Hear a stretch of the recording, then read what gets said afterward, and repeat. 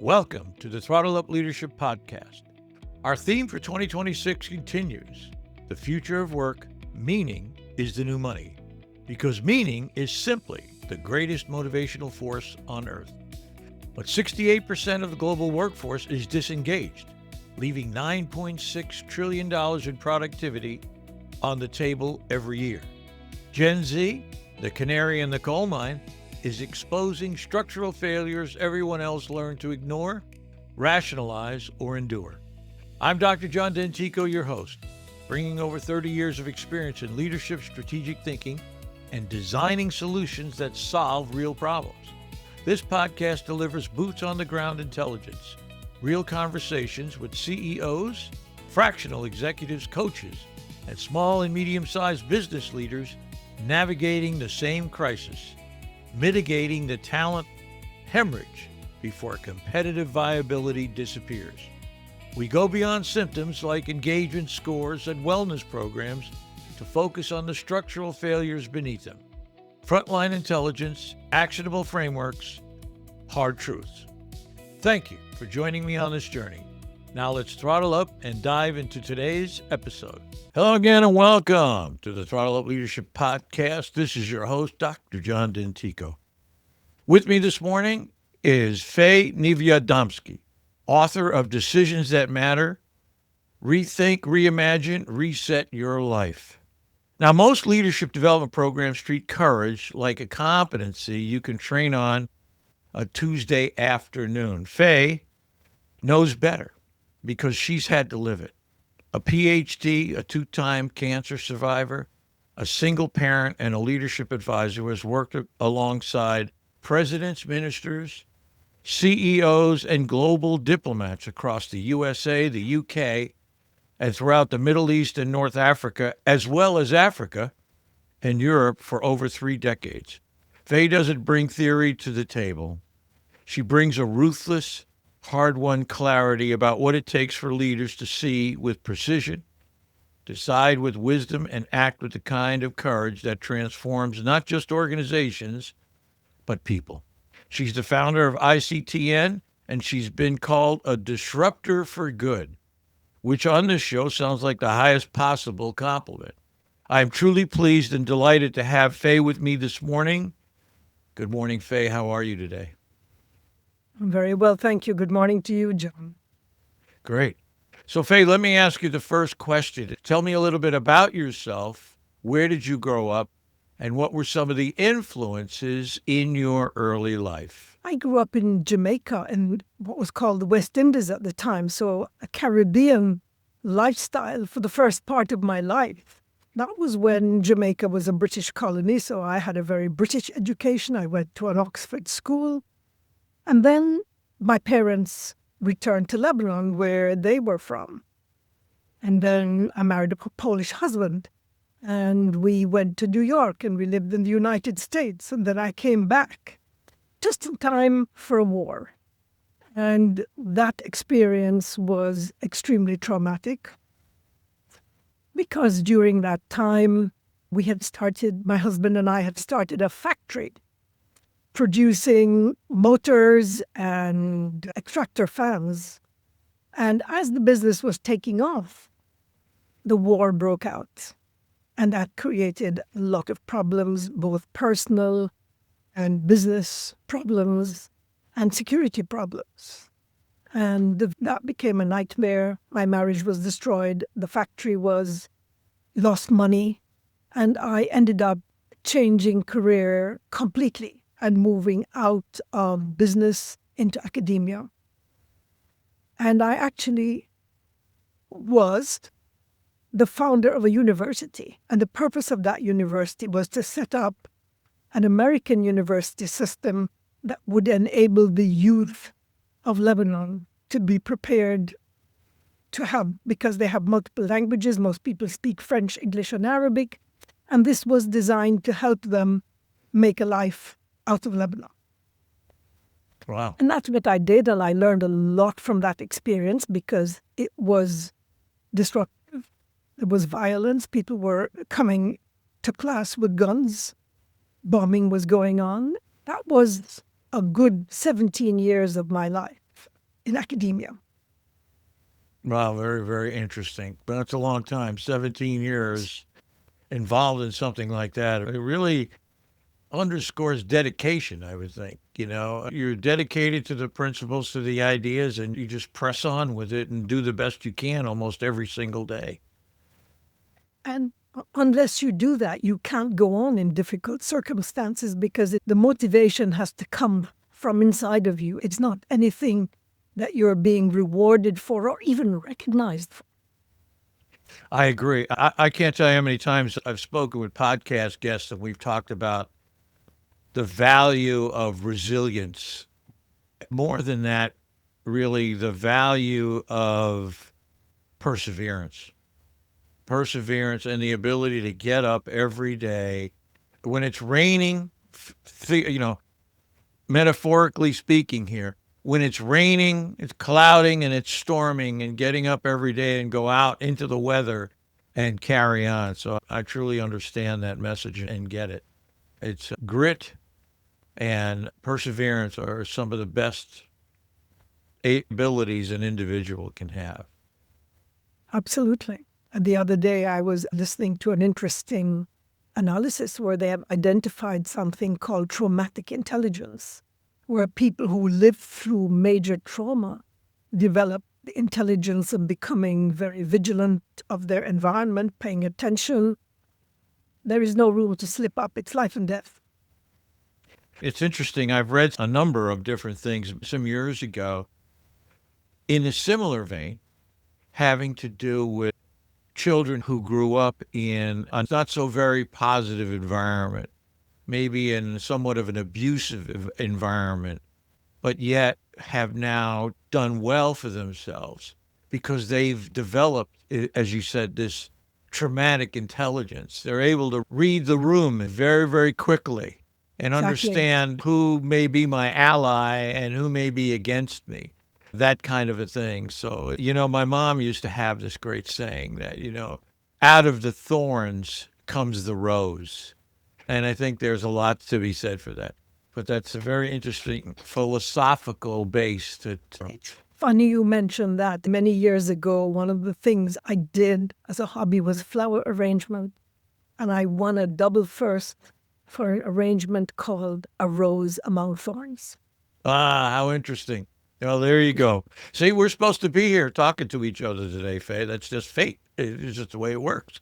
Yes. So very good. Let me ask you a question. You spent 3 decades advising some of the highest stakes decision makers on the planet, presidents, ministers, global CEOs. But there had to be a moment, a before and after, where you knew that this work, transformational leadership at its deepest level, was your calling. What was that moment, and what did it cost you to follow it? Before I turn it over to you, I want to just make this one statement. I learned a long time ago that there is a price you pay for leadership.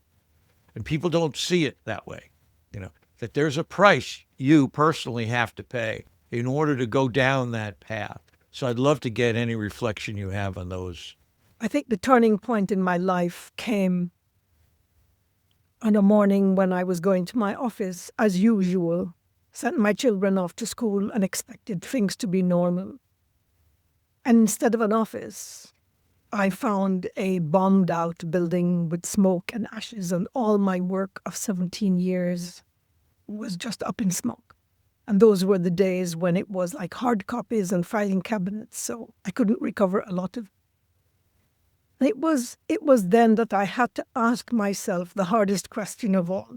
Who do you become when status symbols are stripped away? I was a dean. My title was, I didn't have any place to sit even. Your titles are gone. Your work is up in smoke. And you're left with nothing. So who are you at a moment like that when you lose everything you worked for? And the answer was to look deep inside and see who you really are and what matters and what you're not willing to compromise. And that was the time when I made 3 of the most difficult decisions, were turning points in my life. I separated from my husband. I resigned from my job as a dean. And I decided to go down the path of working with leaders to influence their choices, because the more power you have, the more impact you have. Your choices affect the lives of many people and ripple out much further than your immediate circle. And decision-making, which I separate from choice, decision is strategic. It's taking you down a long term, whereas a choice is just determining, do I go left or right on that journey that's taking me to my destination? And I don't think there is anything more important to us than to shape effective leadership. My life was at stake so many times. And I can't say that it was a courageous, conscious decision. No, I was being myself. And I told people who pointed a gun in my face, I don't care who, do you know who I am? And my answer was, I don't care who you are. I wasn't thinking, but it disrupted their process so much that they were shocked. And they concluded that I must have extraordinary power, which I didn't have. Right. But the power of asking the right question at the right time is an extremely effective tool. Oh, I absolutely agree. There's an old saying that I lean on every once in a while myself. It goes like this: you have as much power as you think you have. 100%. So if you are powerless, don't look outside. Don't look to somebody else to give you power. You have to find that power within you and find your purpose. Have your purpose and meaning up front. For the last 2 years, I've been talking a lot about the workforce in general. And this mantra that I have is, meaning is the new money. If you think you're going to give people a paycheck in today's world and say, isn't this good enough now? The answer is no, it's not good enough. People are searching for a sense of purpose, especially the younger generations, a sense of purpose, a sense of meaning. And if you can deliver a sense of purpose and meaning to people, boy, I'll tell you what, that takes them to the next level. And if they're working for your organization, that'll take you to the next level. I'd love to get any reflection you have on that. I think people look at our behavior and they look to see if, as a leader, we represent anything to them. Is there consistency? Are we willing to do the hard things? Are we asking them things that we wouldn't do ourselves? A connection between your inner world, which is your integrity, what you believe between you and yourself, the values that you hold dear and may not share with other people. If translated into your behavior, which is what I call your credibility, and they are 100% aligned, you're someone who's authentic. And that's how authenticity is born, that marriage between integrity and credibility, which you can't fake. People can see the cracks in it when you're pretending. But when it resonates in your voice and people know that you're willing to do the hard thing and that you are willing to put yourself on the line, you have incredible power without any title. Oh, I absolutely agree. I've always thought, from the time when I was a young naval officer, I've always thought you have to fight for your ideas and you have to fight for your people. I tell people all the time that the first lesson I learned as 22 years of age as a young naval officer was, if you take care of your people will take care of you. And I've always been, emboldened by that idea. And I've never, in the times where you have to lay it on the line and stand up for your folks and be the screen, if you will, of, people coming down on them or coming down on you, and you stand in the way and say, no, if you have a problem, bring it right here. It's not their fault. They're doing what I needed them to do. So I'm the one standing up. It matters so much. But I have to tell you, this is where I'm at right now with this notion of empathy, for example, and authenticity. And that is, it can't just be, and I'd love to get your reflection on this, it can't just be, quote unquote, the traits of a leader per se. It has to be imbued into the organizational structure so that the organization itself has authenticity and has empathy, if you will. So we go from a trait to a value, not in a sense, actually from a trait to a value. So the organization becomes values driven. And I think that's the only way, especially in the world today with AI and all these different things that are going on, that you can scale the organization up, because it's hard to scale past one person. But when you have a multitude of people, teams and people working like that, it's a lot easier to scale that up into something truly meaningful. I'd love to get any thoughts you have on that. I'd like to answer your question by looking at two aspects. The first I would like to look at is values. Values, simply stated, is what really matters to us. And whether conscious or unconscious, it directs the way we act because it directs our decisions and our choices, and people see that. I don't believe in leadership traits. I believe in leadership behavior. So your values will determine your behavior. Your thoughts will generate emotions. Those emotions will generate actions, which are your decisions, and those actions will lead to results, and people see the outcome. If you are a good leader and your decisions really match with your values, your outcomes will speak for themselves, and you don't need to sell yourself. There are no traits. The other thing is leadership behavior, and for me, leadership behavior sits on three main pillars. The first one is competence.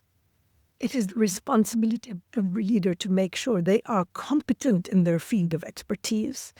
And if they're not competent, to seek competent people to work with them. Because when you're not competent, you become fearful of being outshone by somebody who is more capable, or for someone who may not be truthful to you.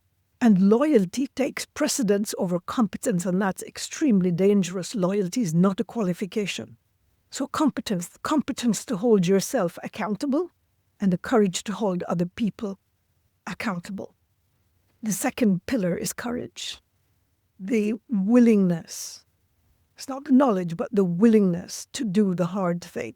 The willingness to take the unpopular decision. The willingness to defend a principle. And to hold your people accountable, and to be, when they need to be told something, just as you would tell yourself you did. And the third one is compassion. Because those two things cannot continue to survive without compassion. And by compassion, I mean an understanding of our humanity, that we are prone to make mistakes, and that other people are prone to make mistakes, and to be willing to have the tolerance to learn from those mistakes and give people the space to speak and tell us the truth, and to negotiate the meaning of that truth so we can solve problems. Yeah, I agree. I am not, by any stretch of the imagination, a supporter of the trait theory of leadership. In fact, a lot of people don't know this, but it was actually debunked in 1949 by a guy named Ralph Stogel, who said leadership traits don't exist. There's no connection here yet. It sells, so people keep working on it. I often think of the word compassion. I think that's such a key word, as the best depiction of compassion for me is the actual literal translation of the word, compassion with suffering. It means with suffering. I think that's so often missed, that what that term really means is that if you do the hard thing, you may suffer. You may suffer, but that's part of it. That's just the way it is. And if you're not willing to put that effort forward, or make that visible to others, that you are willing to suffer for your ideas and suffer along with other folks for the ideas and for making an organization better, for example, I think people misinterpret what compassion many times means. So it's very interesting to me. People will do things for you and with you when they see that consistency in your behavior. And no matter what kind of suits you wear, what kind of jewelry you display, how many titles you put after your name, it's irrelevant. Look at what happens to a lot of those ministers, presidents. Once they're out of a position, nobody looks at them, nobody talks to them, nobody quotes. And that's because they thought that being a leader meant a title or a position, and it doesn't.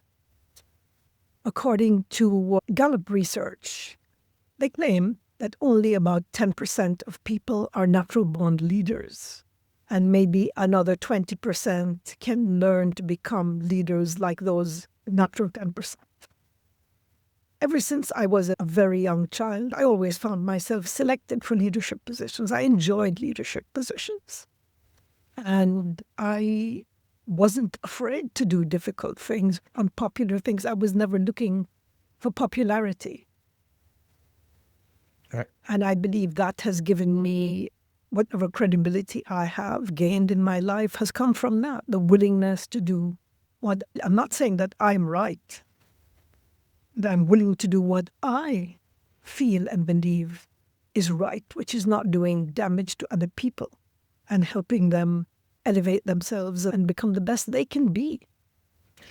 I agree. And here's a little twist on things that if your behaviors are not synchronized with what needs to be done, learning is that thing that connects to changing a behavior. You can learn to change your behaviors. You can learn that there's a different way, because many times people come into being a leader or doing leadership, as I like to say, and they may not have it right. They may need to alter a perspective that they have. This is what they grew up with, or this is what they learned in school. But now the reality of dealing with people is a whole lot different than what you learned in school. But it's subjective, right? I mean, you have to subjectively change your behavior through actions that you take in order to modify your behavior. So, you know what? I'm not going to do that anymore. I'm going to do this. I'm going to change the way I come at this problem. I'm going to listen more rather than just keep speaking all the time. It's one of the things I had to learn as a podcast host, to know when to shut your mouth and be quiet and let the other people talk. I always say that many years ago when I was just very young, I was a terrible listener. Terrible. I mean, I admit that. And I had to learn to shut up and use these as twice the ratio as this. It took time to learn it. I talk about many times this psychological rule of 7, that you have to change, you have to do this thing, the new thing, at least 7 times before it sticks, before it actually you take it on. I agree with you. The best things I've ever done in my life, across the board, have been to help other people do better in their own lives and to help them be better as a worker, as a person. There's no feeling that even comes close to that. I'd love to get your reflections you have on that from your own life. For me, the greatest reward has always been when people come up to me and say, "Fay, you've changed my life." Or you say to me, "You've touched my soul and made me a better person." When I hear those, that's like $1 billion to me. I want to pick up on what you were saying a little while ago, John, about modulating behavior. Leadership is about behavior, not about traits. And one of you took the example of listening. But if I were to take an example of decisiveness, which is something that we're told leaders are decision makers, modulating that behavior takes a lot of observation, understanding the context, understanding consequences, looking at the situation, making a judgment about whether it's something that you should do fast or slow or postpone. And that kind of decision making, which is very sophisticated because it relates not just to the context, but who are the people that are going to be affected? What are the consequences? what is going to happen later on? How many generations will be impacted by this? That's leadership for me. Yeah. When you take all of your behaviors and you modulate them, that becomes a recipe. And that's why leaders have to have wisdom and judgment. Yeah. And I think what it goes along with that is perhaps the times that you've learned, as certainly you have, from the school of hard knocks, the lessons you've taken away from the successes and the failures from the past that modifies, or if you, to use your term, modulates how you exist and how you work in the world today. So people are, I think too many times people are trying to be perfect every day. They don't want to make any mistakes. It has to be perfect. The problem is you learn nothing from that. You imbibe nothing from that. You just, and it becomes a very risky way to live because you're not saying, I failed at this. Again, going back to authenticity, I failed at this. Okay, what did I learn from this? What would I not do the next time? What would I do the next time? Those kinds of things. So I think it's so very important to create that behavior, to create that person that now, some years later, can really make a difference in the lives of an organization. Flip it back to you. Go ahead. I'd like to say something about perfection and people who try to achieve perfection, and many do because they have been told to pursue that in their education, in their religion, in so many different ways. The only outcome of seeking perfection is to hollow out, literally to gut yourself of self-esteem, because it's a moving target and you will never achieve it. And as you alluded, the only outcome is failure and a feeling of inadequacy. And that is something that I see so many people struggling with. Perfection is not a goal. It's self-destruction. Wow. Well, that's profound. That is, I've never heard it quite expressed that way, but it's truly profound. I've had 3 people on my podcast who all went to prison. One went to prison 3 times, said the first 2 didn't stick. And now they're CEOs of companies. They came out, they would tell you. I could call them up and get them on the podcast, and they would tell you prison saved their lives because it forced them to take responsibility of their lives. It wasn't, no victim mentality here. Never. I've asked them that. I've talked to them about that. I said, I find it so surprising you didn't have a victim mentality. And they kind of look at me like, gave me this furrowed eyebrow and strange look and said, no, I had to take responsibility for my own life and figure it out. And they did. And now they're swimming in successes, I like to say. And I think it's great. I think it's wonderful. Yeah, you have to get up the next day and go at it. Anyway, any reflection you have on those ideas?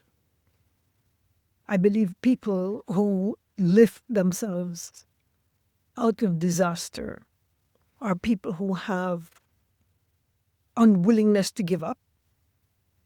They're not prepared to give up.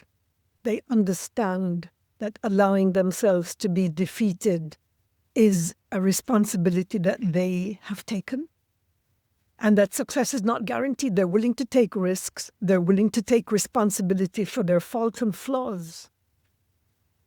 And they're willing to use their imagination to reinvent themselves for the future. That's why on the cover of my book, I have a phoenix, the mythological bird that rises from the ashes over and over again. There is never a invention. There is a recreation. There is a lesson that you have learned from thinking and feeling the pain and understanding that you can recover from that. Right. And I think that's true power. Yeah, and I think Joseph Campbell, the great scholar of mythology, talks about a natural death. And he's not talking about losing one's life. It's the death to the old ways, the death to the old person. And then, as you say, the phoenix, the rebirth of a new person through trials and tribulations, through the hard times. And I absolutely agree with that idea. It's just, it's soulful. It's a soulful exploration of the meaning of a person and their contribution to life. One of the things that I talk about every once in a while is I'm just a big fan of Joseph Campbell's work. And he was asked one time in his Power of Myth by Bill Moyers, the journalist Bill Moyers, in 1987, I think it was. And he was asked, are we searching for the meaning of life, Joe? Is that what this is all about? He said, no, we're not searching for the meaning of life. It's futile to search for the meaning of life. We're searching for the experience of being alive. And I've kind of reformulated that into this idea that it's not what life means to me, but what do I mean to life? How do I engage life? What do I do inside of life that betters the human condition? Any thoughts on that? I have studied literature, and Joseph Campbell was certainly someone that I read and enjoyed, and I love myth because I think it has a lot of wisdom wrapped into it. In fact, I've just written a blog post.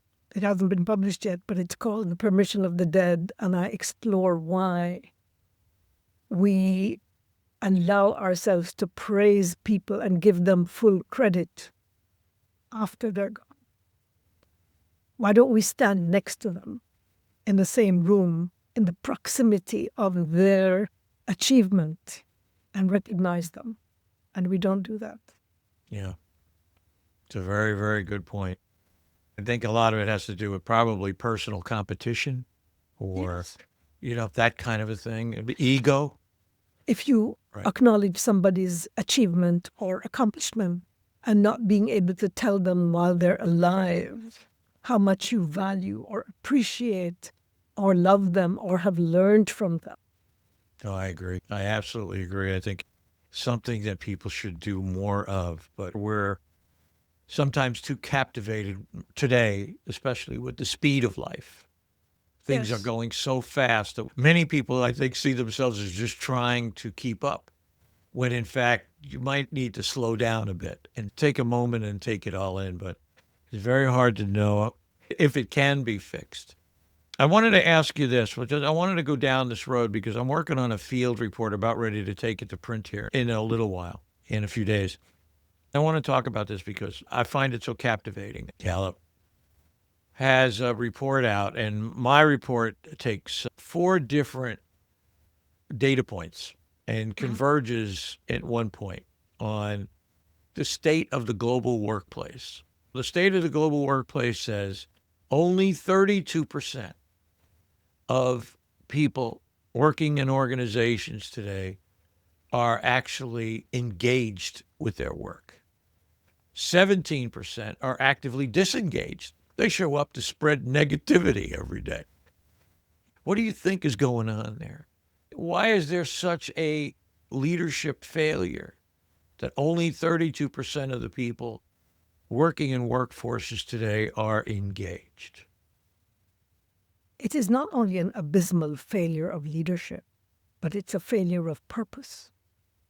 When you call people human resources, you're talking about exploitation.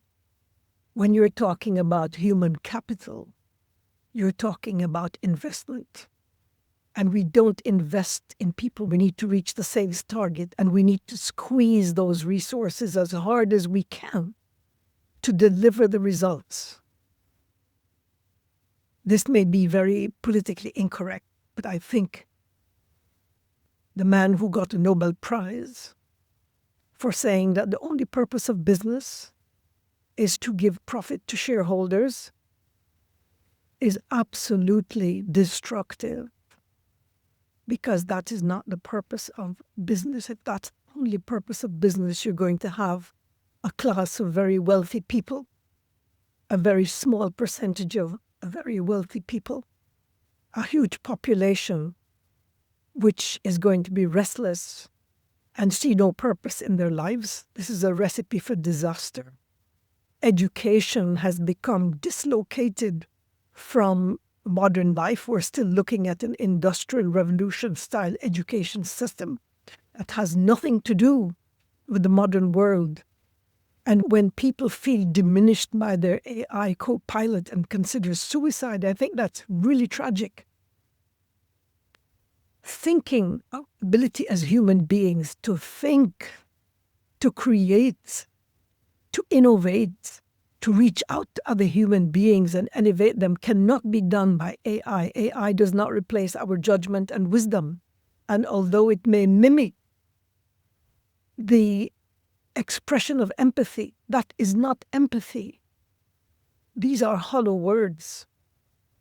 But we live in a sad world when people feel their best friend is their AI avatar. That is just so true. That is just so true. I saw this quote the other day on the internet, and I sort of have kind of adopted it. We talk about this is the juxtaposition. A lot of times most of the time what you hear is that in order for AI to work properly, you need a person in the loop, right? Person in the loop. And there was this other perspective that I just latched onto, and it said, no, you got it all wrong. AI's in the loop. The person is the foundation. The person, the human, is the center here. AI is just looping around the individual, not the other way around. And I think there's so many people who miss that point that, yeah, sure, I use it. It's a thinking partner. Has it decreased my workload? Oh, I actually work more now with it to make sure it's right. I mean, it does some really cool things for me. Sometimes it finds the words that I can't find to express something, but it's in the loop with me. I'm not in the loop with it. And I think I'll just make this point because I'm starting to see it amongst some of the people that I connect with and follow.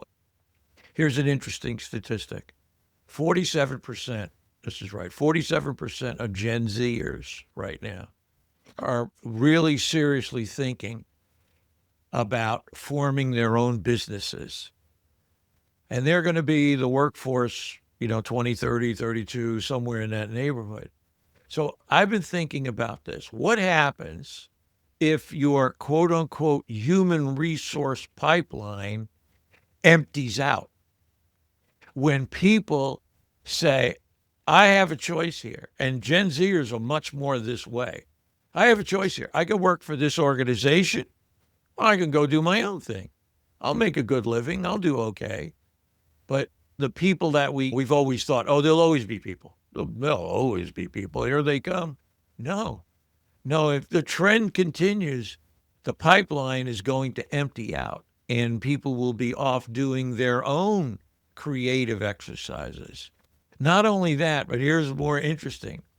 I think the number is 45% of Gen Zers now, and this is a brand new Gallup report, 2026, that just came out, are refusing to use AI, are pushing back on AI. And some even refusing to train AI in the jobs that they have now. I'm not going to train AI. I'm not going to do that. So it's a very, very interesting inflection point we've reached here, Fay. A very, very interesting reflection point on seeing how the workforce may shift itself around in another way. I'd love to get any thoughts you have on that. I'd like to add some insights from conversations I've had with senior people, VPs in large corporations. Their concern is what's going to happen when their senior engineers, senior leaders who are about to retire leave and take their intellectual capital with them. And are they willing to put that intellectual capital into the AI training system? What they forget is that those people who have gained the wisdom and the insight and the depth of knowledge to set up strategies and do things is not just because it's knowledge. Knowledge does not equal competence, and competence does not lead to wisdom or capability. Someone who's able to take cross-functional experience and cross-functional knowledge and make connections in their own brain and come up with solutions and strategies is thinking in a very different way from AI. That cross-functional synthesis of knowledge and experience and reading of context and wisdom and judgment as to whether should I share it or not. People shared the knowledge of how to create a nuclear weapon. Look at where we are today. Yeah. Knowledge is not neutral and it's not necessarily benign. I absolutely agree. I absolutely agree. In fact, I will make sure I got this right. But IBM, International Business Machines, has said that they are going to hire a lot more younger people. IBM's gone exactly the opposite direction. And here's the reason. Because if we don't hire them and we don't teach them and they don't become knowledgeable about what goes on here, we will not have future leaders in the organization. Oh, what a concept. Just unbelievable. Yeah, go ahead. The intellectual brain drain, the intellectual supply chain of competence is being broken by AI because people are misunderstanding what AI is. It's a massive library. It has massive interconnected library. It can do some problem solving, but it's looking at what has already been done. It's not necessarily inventing a future. Right. So I forget which large organization, one of their hiring question was, tell me why you can't be replaced by AI, what you do that cannot be replaced by AI, so I'll hire you. Interesting Very question. interesting. Yeah, it's an interesting question. Well, listen, we're getting close to the end here, Fay, so I'd like to ask you my last question. This has been a brilliant, way over the top, brilliant conversation. I can't thank you enough. I mean, it's been really, really soulful for me. I really appreciate that. But I'd like to ask you just a simple question. What's the future for Fay? Where do you hope to go with what you're doing today? And what does the short-term, long-term future look like for you?